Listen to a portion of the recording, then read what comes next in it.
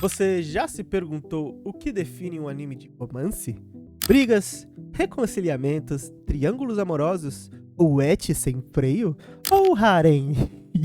Bem, na verdade, a maioria dos romances tem uma ou duas coisas em comum e tem alguns que conseguem ter tudo isso e mais um pouco.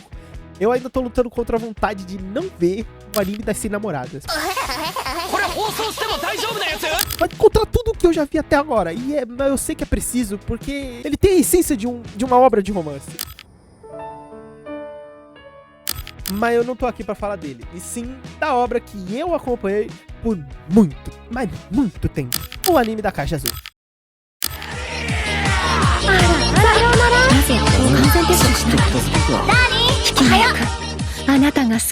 O Blue Box, Ao no Hako para os mais íntimos, e embora ele tenha ali suas nuances de romance, tem o triângulo amoroso e as brigas, intrigas, os mal entendidos. Os mal entendidos! Mesmo assim, ele é um shorei! Sejam bem-vindos à família TH. Estamos de volta com mais um vídeo ceboso de bom. Igualzinho aqueles guarda-chuvinhos de chocolate, sabe? Pessoalmente, me atraía a ler Blue Box não pelo romance em si, mas justamente pelo shounen, porque ele existe e é bom. Mas depois de uns 2 arcos, o romance se torna o carro-chefe, e aí a obra se desenrola pra outro lado. Enfim, Blue Box é um anime onde a gente pode acompanhar o cotidiano de duas pessoas, um casal, Hinatsu e Taiki. Um quer ir aos nacionais e o outro quer ganhar os nacionais. Uma determinação simplesmente bela. O mangá tem uma arte magnífica, mas o anime é uma coisa viciante. Ela fica praticando arremesso sem parar, enquanto o ginásio ainda tá com o ar gelado. A Shinatsu é desse jeito. Por isso eu quero casar com ela. A animação, que está disponível na Netflix, para que você possa também se deliciar com uma dublagem impecável. É só um convidado nos treinos do ensino médio. Você é ralé da ralé. Eu vi várias vezes, inclusive, o mesmo episódio, tá? O primeiro episódio, o 7º episódio e o 9º episódio. Marquem esses 3 episódios, são muito bons. Por quê? Porque a voz da Shinatsu, ela é perfeita em japonês, tá? A heroína principal, ela fica bem diferente na voz do português e do japonês. Ainda tá treinando a essa hora? Acho que eu não mandei muito bem no treino de hoje. Treinar demais faz mal. Pois é, né? Mas é que eu queria praticar o máximo que eu pudesse hoje.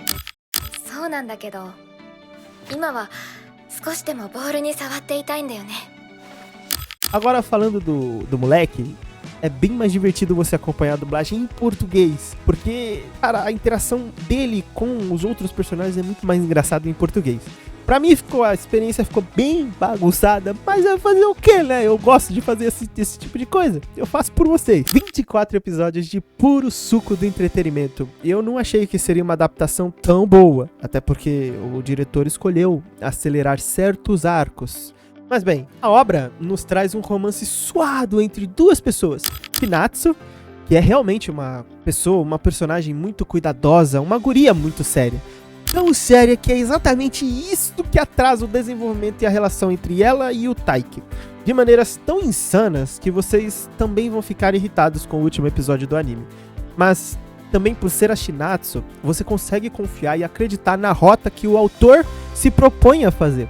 E antes de comentar do pé rapado, quer dizer, antes da gente começar sobre o Taiki, vamos continuar falando um pouco sobre a animação em si.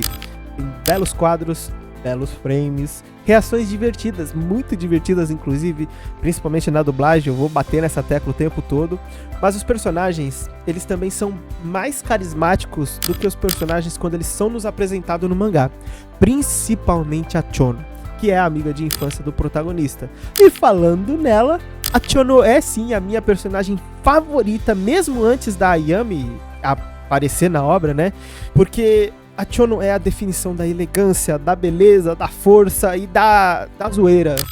Pra continuar olhando, vai ter que pagar. Eu não vou pagar nada! É uma ginasta sensacional, a fofa e arteira.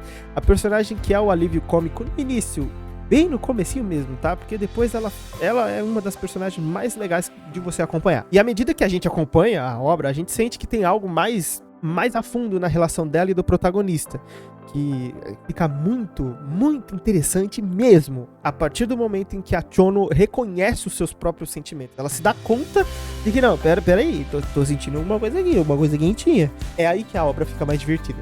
E também, ela é uma personagem fantástica. A química dela, da Chono com o Taiki, é uma química fantástica. Você quer ver mais interações entre eles. Não esquecendo dos personagens secundários, eles também agregam valor na relação dos animes, nas relações dentro do anime, né? Temos o personagem mais injustiçado da obra, e eu falo por consequência do mangá, já que é uma obra que eu acompanho há muito tempo, o mangá.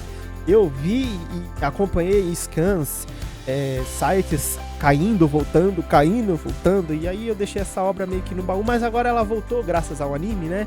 E como eu já acompanhava desde essa época, eu consigo dizer com unhas, eu defendo que o amigo do protagonista é o personagem mais injustiçado. Eu fui me meter onde eu não devia. Eu não sabia que isso ia acontecer. O que aconteceu? Kyo Kasahara é o típico personagem que sabe de tudo, conversa com todos, mas prefere nada fazer. Ao menos nos episódios vigentes, ele só observa mesmo. Ele consegue pegar as nuances dos relacionamentos dos seus amigos, seja da Chono, seja do Taiki, seja da Shinatsu também, né? Ele é um maluco que em toda obra de romance ele é quase desnecessário, mas no final ali, quando o arco ele precisa, ele tá lá. É ele quem faz a obra engatar. Escuta aqui, isso não é da sua conta, Kyo. E me faz um favor, fica de fora disso, quatro zóio.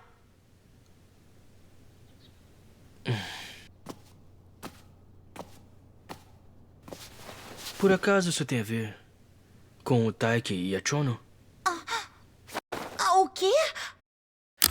Já a gente volta nele, tá? Porque precisamos comentar sobre o nosso ilustre Taiki. Da ralé. Quase ia me esquecendo dele, que eu tava comentando dos outros personagens, mas deixa abaixo.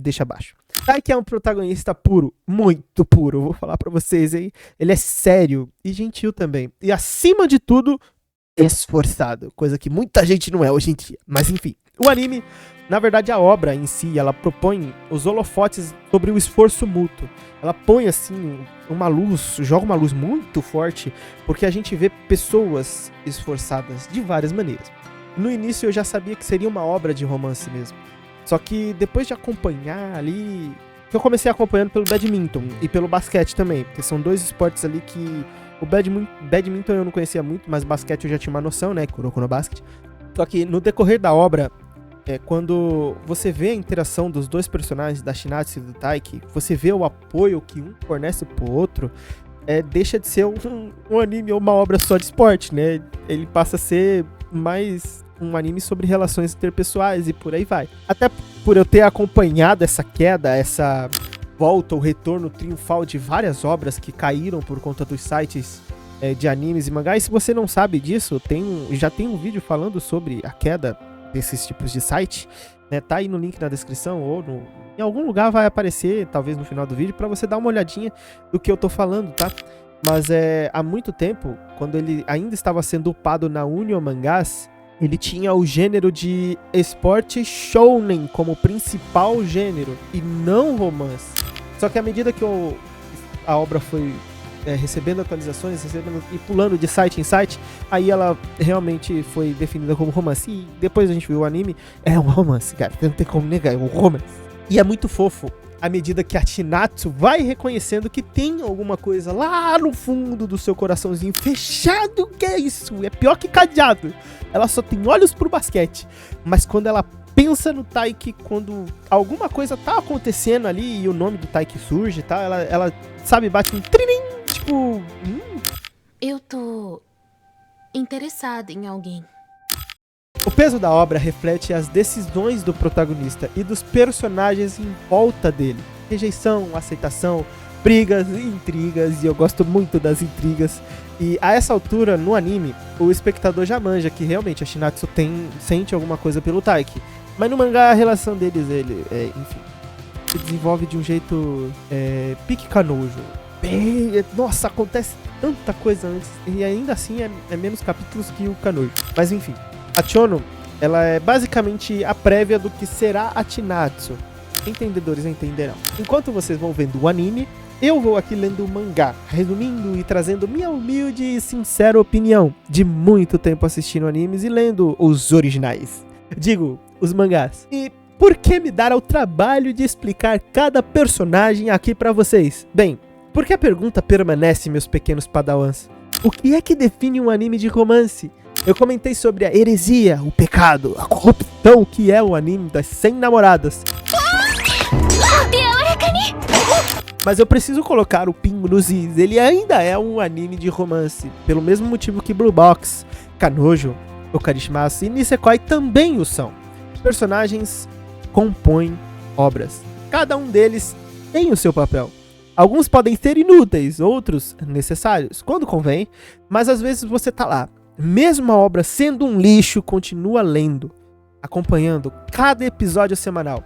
Cada bendito capítulo que vem a cada 15 dias. Quando vem, né?